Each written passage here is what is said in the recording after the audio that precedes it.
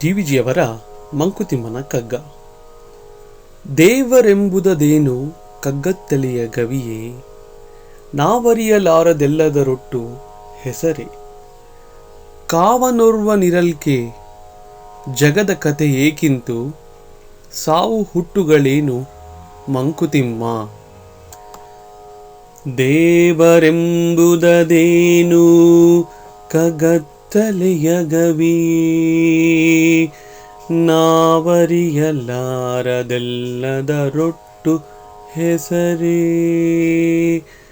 ಕಾವನೋರ್ವ ನಿರಲ್ಕೆ ಜಗದ ಕಥೆಯೇಕಿಂತು, ಸಾವು ಹುಟ್ಟುಗಳೇನು ಮಂಕುತಿಮ್ಮ. ಸಾವು ಹುಟ್ಟುಗಳೇನು ಮಂಕುತಿಮ್ಮ. ಭಾವಾರ್ಥ: ದೇವರು ಎನ್ನುವುದು ಏನು?